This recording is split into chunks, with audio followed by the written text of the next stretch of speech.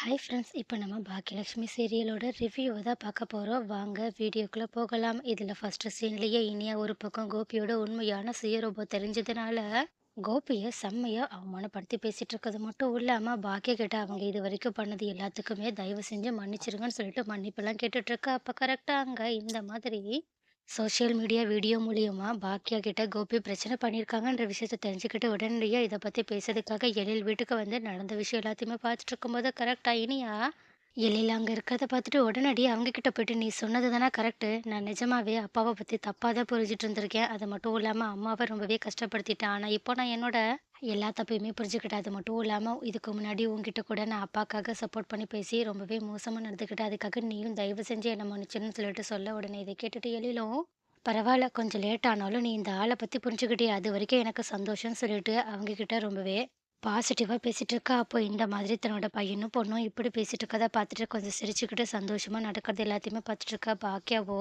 சின்ன பொண்ணா இருக்க இனியாவுக்கே இந்த விஷயம் புரிஞ்சிருச்சு. ஆனா ஈஸ்வரி அத்தைக்கு எப்பதான் புரிய போதுன்னு சொல்லிட்டு ஈஸ்வரி அத்தைய பார்த்துட்டு இருக்கும்போது, ஈஸ்வரி அத்தையோ அப்ப கூட இனியா பண்றது தப்புன்ற மாதிரி தான் பார்த்துட்டு இருக்காங்களே தவிர, அவங்க பக்கம் இருக்க தப்ப புரிஞ்சுக்கிற மாதிரியே தெரியல. ஆனா இது எல்லாத்தையுமே ரொம்பவே கோவமா பார்த்துட்டு இருக்க கோபியோ, இனியா கிட்டயும், எழில் கிட்டயும் செம்ம ஆத்திரத்தோட, "உங்க எல்லாருக்குமே நன்றியே இல்லல்ல. நான் உங்களுக்காக என்னலாம் பண்ணியிருப்பேன். ஆனா நீங்க அத எதையுமே புரிஞ்சுக்கவே இல்லல்ல. பாருங்க இதுக்கப்புறமா நான் உண்மையாவே யாருன்றத உங்ககிட்ட காட்ட தான் போறேன்னு" சொல்லிட்டு, "இதுக்கப்புறமா உன்னோட டான்ஸ் ஃபீஸ நான் கட்ட போறதில்லன்னு" சொல்லிட்டு இனியா கிட்ட சொல்ல, அதே மாதிரி எழில் கிட்டயும், "நீ அந்த படத்த இத்தோட மறந்துரு. நீ இதுக்கப்புறமா டைரக்டர் ஆக வாய்ப்பே கிடையாதுன்னு" சொல்லிட்டு அங்கருந்து கிளம்ப பாக்க, ஆனா ஆனா அப்படி போயிட்டுருக்க கோபி கிட்ட பாக்கியா செம்ம கெத்தோட, "நீங்க வேணா பார்க்க தான் போறீங்க. என்னோட பசங்க யாரோட உதவியுமே இல்லாம அவங்க நெனச்ச காரியத்த செஞ்சு, அதுல பெரிய சாதனைய படைக்க தான் போறாங்க" அப்படின்னு சொல்லிட்டு எழிலையும், இனியாவையும் திரும்பி பார்க்க, உடனே அவங்களோட பக்கத்துல வந்த எழிலும், இனியாவும் பாக்கியோட கைய பிடிச்சு ஆமான்ற மாதிரி கோபிக்கு முன்னாடி கெத்தா நின்னுட்டு இருக்க.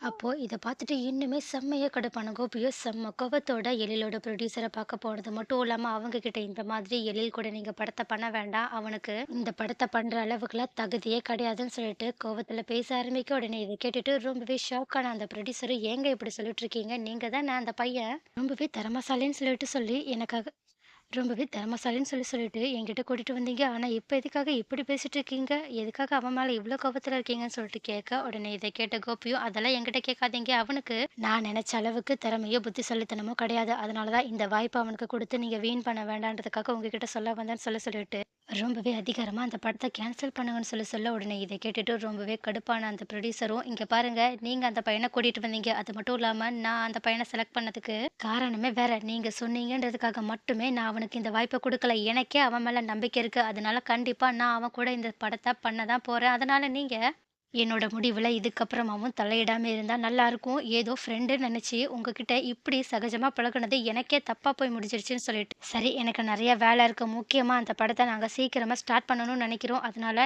என்னோட வேலைய பண்ண விடுங்க. நீங்க இப்ப கிளம்பலாம்ன்னு" சொல்லிட்டு அவங்கள போக சொன்னது மட்டும் இல்லாம, அவங்க முன்னாடி வச்சே எல்எல்க்கு கால் பண்ணி, "நீங்க ஆஃபீஸ்க்கு வந்தா நல்லாருக்கும். உங்ககிட்ட படத்த பத்தி கொஞ்சம் விஷயம் பேச வேண்டியது இருக்குன்னு" சொல்லிட்டு ஃபோன கட் பண்ண, உடனே இத கேட்டுட்டு கோபியும் இன்னுமே கடுப்போட அங்கருந்து கிளம்பி போக, ஆனா அந்த பக்கமும் எதுக்காக ப்ரொடியூசர் திடீர்னு கால் பண்ணி நம்மள ஆஃபீஸ்க்கு வர சொல்றாங்க? ஒருவேள கோபி நிஜமாவே அங்க போய் நம்மள பத்தி ஏதாவது பேசியிருப்பாங்களோன்னு சொல்லிட்டு சந்தேகப்பட்டது மட்டும் இல்லாம, இந்த விஷயத்த பாக்கியா கிட்டயுமே சொல்ல, உடனே இத கேட்ட பாக்கியாவும், "நீ எதுக்கும் கவலைப்படாத எழில். நீ படுற கஷ்டத்துக்கு கண்டிப்பா உனக்கு அதுக்கு பலன் கிடைச்சே ஆகும். அது மட்டும் இல்லாம நீ உன்னோட திறமைய மட்டும் நம்பு. எல்லாமே நல்லதாவே நடக்கும்னு" சொல்லிட்டு அவங்கள வழி அனுப்பி வைக்க, உடனே எழிலும் மனசுக்குள்ளேயே ப்ரொடியூசர் என்ன சொன்னாலும் பரவால்ல. ஏன் இந்த படத்த நான் பண்ணக்கூடாதுன்னு சொன்னாலும் பரவால்ல. நான் அடுத்தடுத்து என்னோட முயற்சிய குடுத்துக்கிட்டே இருப்பேன். அதனால இன்னைக்கு இல்லனாலும் என்னைக்காவது ஒரு நாள் என்னோட கனவ நான் அடைஞ்சே தீருவேன்னு சொல்லிட்டு உடனடியா அவங்க ரொம்பவே தைரியத்தோட ப்ரொடியூசர பார்த்து பேச போகிறது மட்டும் இல்லாம அவங்க கிட்ட, "நீங்க எத பத்தி பேச போறீங்கன்னு எனக்கு நல்லாவே தெரியும் சார். கோபி உங்ககிட்ட வந்து பேசியிருப்பாங்க. அது மட்டும் இல்லாம இந்த வாய்ப்பை நீங்க அவங்க சொல்லி தான் எனக்கு குடுத்துருக்கீங்கன்னு எனக்கு முன்னாடியே தெரிஞ்சிருச்சு. அதுக்கும் மேல